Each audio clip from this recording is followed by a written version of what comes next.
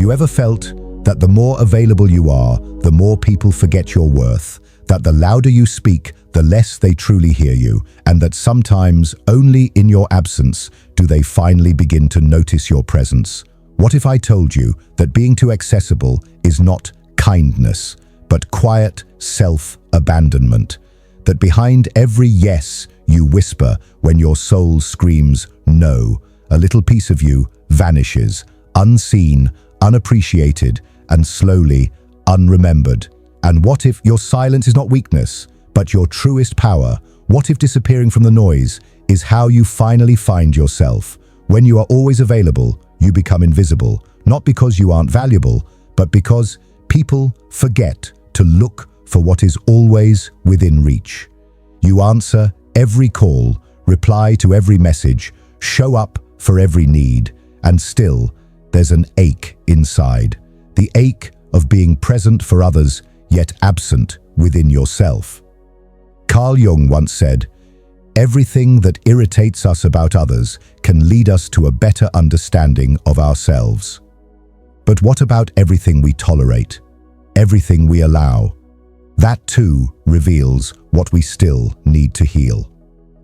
The moment you stop reacting, the moment you choose stillness instead of noise, space begins to open. Not just around you, but within you. People start to feel the shift. Some may chase you, others may criticize you. But none of it is really about you. It's about their sudden loss of control, their fear of no longer being able to predict your steps. Your absence confronts their assumptions. Your silence disturbs their illusion of who you were. Because the moment you stop being available, everything changes. The day you decide to stop being always available is the day you reclaim your power, not through shouting, not through resistance, but by stepping back, gently, quietly, unapologetically, because when you retreat, you change the rhythm of the game without lifting a finger. People who were used to controlling you through your reactions, who thrived on your predictability, now face uncertainty. And uncertainty, to them, feels like loss. But it's not you they've lost. It's the version of you they could control. Carl Jung once said, "Everything that irritates us about others can lead us to a better understanding of ourselves." But I would ask, what about the people who are irritated when you choose peace? What about those who try to provoke you, poke at your silence, stir your stillness, just to see if they can make you feel again? That doesn't speak about who you are. It reveals who they are. And more painfully, it reveals how often you've been manipulated, simply because you didn't notice the game being played. You've been trained since childhood to respond, to keep harmony, to keep people from leaving. You say yes when your whole being whispers no. You smile while your spirit aches. You answer calls even when you're exhausted. You comfort others, even when you're the one who's breaking. And every time you do, you give away pieces of yourself, not in generosity, but in desperation, hoping that someone, someday, will give it all back. But they don't. They won't. And so, at the end of the day, what remains is a strange weariness, a tiredness that sleep can't fix, a quiet frustration you can't explain. You think you're being kind, you think you're keeping peace, but in truth, you're vanishing, slowly, gently, and completely. Because being always available is not a form of love. It is often a form of silent abandonment of your own self. And here's the harsh truth no one told you. Your endless availability doesn't earn you love. It earns you invisibility. The more predictable you are, the less people notice you. The more emotionally open you are, the more they lean in. Not to see you, but to take. Not to give, but to escape their own void. They use your presence like a comfort blanket until they no longer need the warmth. People don't miss what's always there. They only recognize value when it becomes rare. And that's why silence, that's why distance, that's why boundaries are so powerful. Because they remind others that you are not endless, that your time, your presence, your heart are sacred. So, I ask you now, who truly deserves your presence, your attention, your emotional energy, and maybe more importantly, who has only earned your absence? If you've ever felt like people don't see your value, consider this. Have you been giving too much of yourself, too freely, too often? Maybe it's time to step back, not to punish anyone, but to restore yourself. Write in the comments, I choose my boundaries. Let the world know you're not afraid to protect your energy anymore. There is a quiet revolution that begins the moment you stop reacting, not just outwardly, but within. You no longer feel the pull to respond to every message, to fix every misunderstanding, to defend every truth. Something deeper begins to awaken, the understanding that not everything deserves your energy. Not every call deserves to be answered. Not every provocation is worth your peace. This, Carl Jung understood well. He saw the human psyche not as a machine, but as an energy system. Every thought, every emotion, every word we speak either drains us or nourishes us. So the real question is not whether you're strong or weak. The question is, where is your energy going? How often do we give away pieces of ourselves to arguments we didn't ask for? To people who misunderstand us deliberately? To conversations that echo with emptiness? And we think we're just standing up for ourselves, or being kind, or staying connected. But all the while, we are emptying the well, drop by drop, until one day we realize we have nothing left to give. Jung said, "That which you resist persists." The more you fight for your image, the more trapped you become inside it. The more you try to be understood, the more you feel misunderstood. Because people are not responding to who you truly are. They are responding to their projections of you.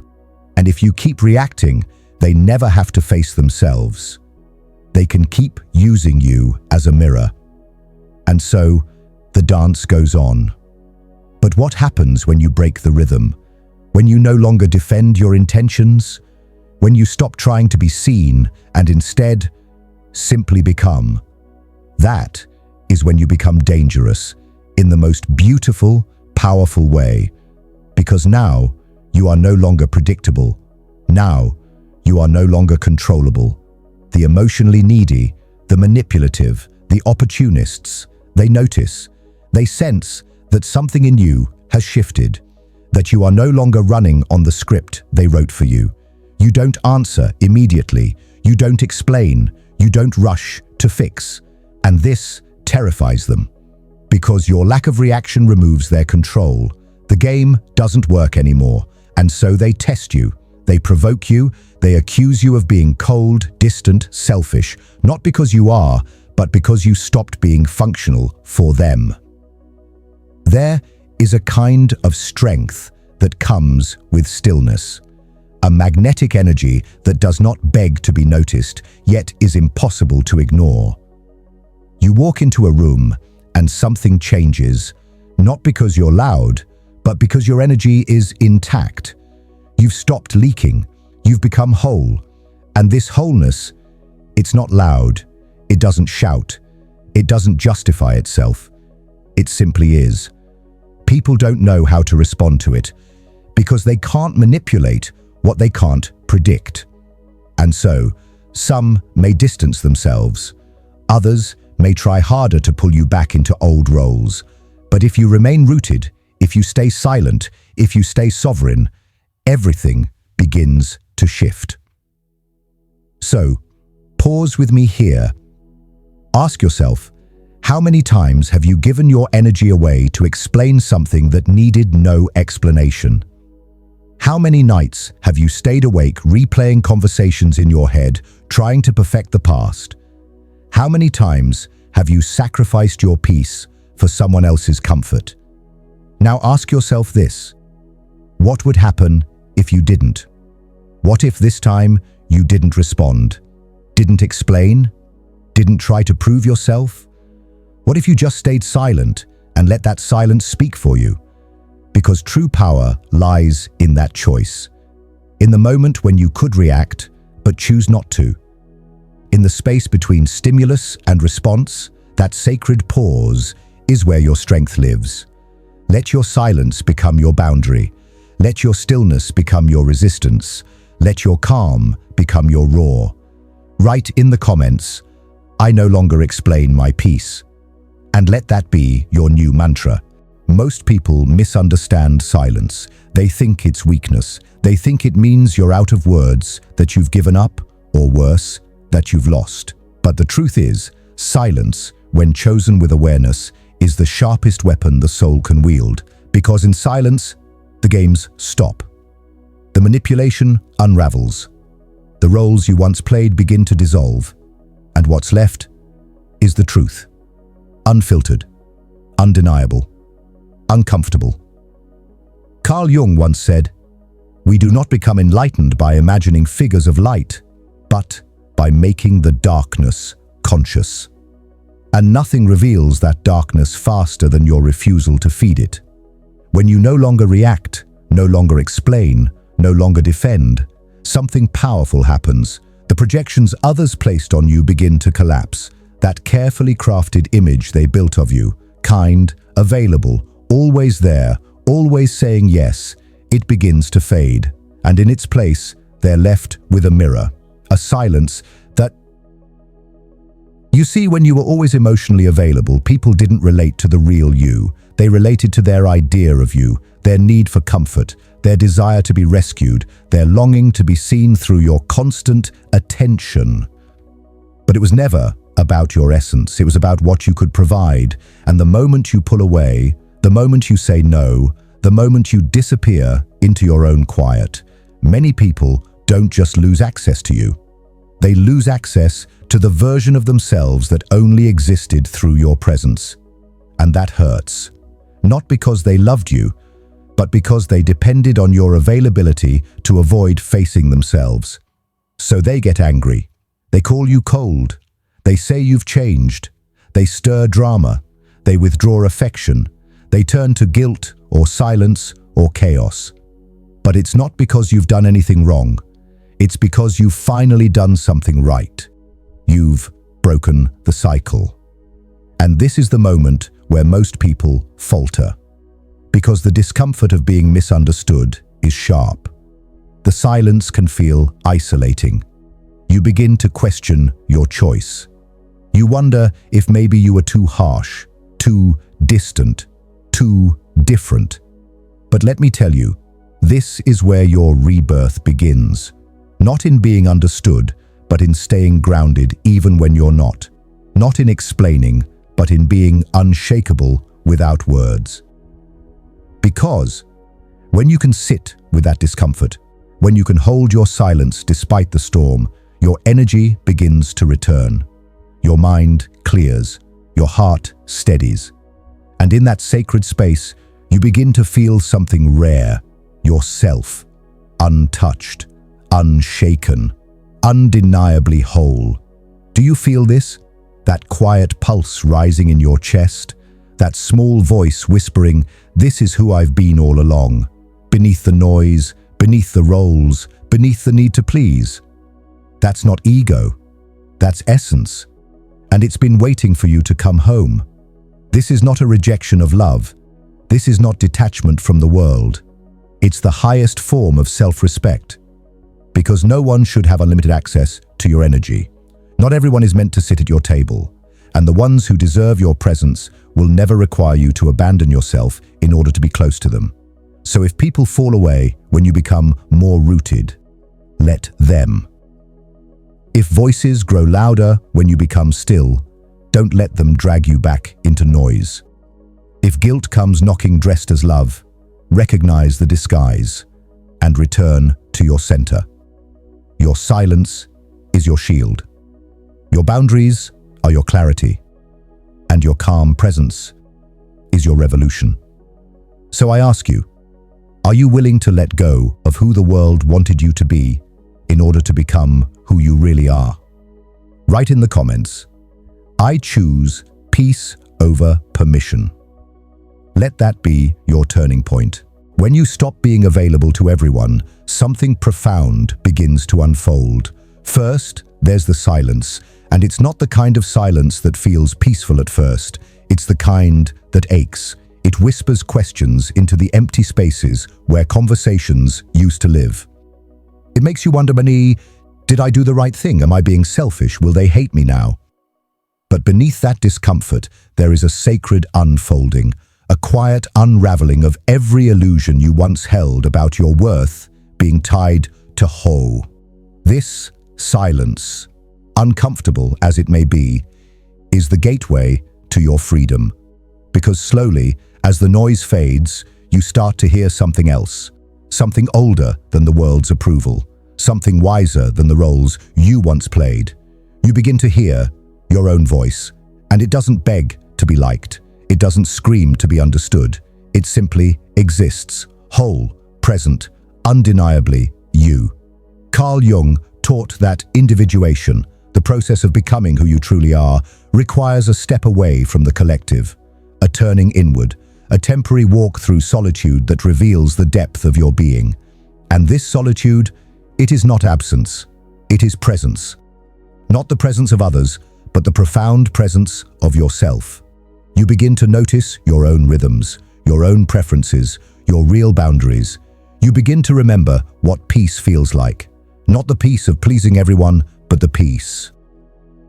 You realize that you don't need to answer every message to be kind, that you don't need to explain your silence to prove your worth, that your availability is not a reflection of your love. It is a reflection of your energy. And your energy is sacred, limited, precious. You begin to walk into rooms with a new kind of gravity, one that doesn't come from being loud or agreeable, but from being whole. People can feel it. Some are drawn to it.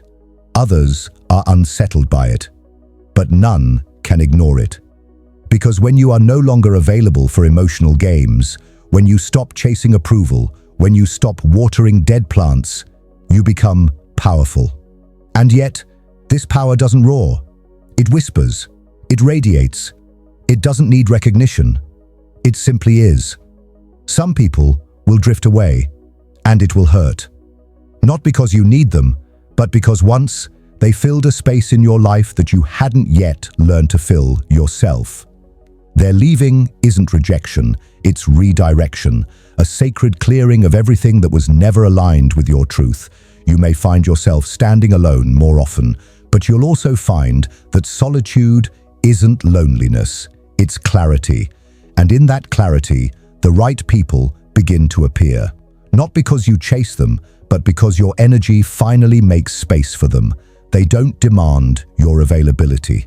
They honor your boundaries. They don't need to be entertained. They just want to be present. And in that shared presence, there is healing. You are no longer drawn to chaos. You are no longer seduced by drama. You no longer mistake urgency for importance or attention for love.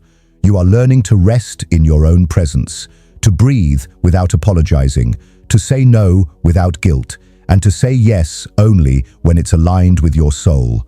This is not the end of connection, it's the rebirth of connection on your terms, no longer driven by fear or emptiness, but by truth, depth, sovereignty. So I ask you, who are you when no one is watching? Who are you when there is no one left to impress, to fix, to explain yourself to? Can you sit with that version of you in stillness and call it home?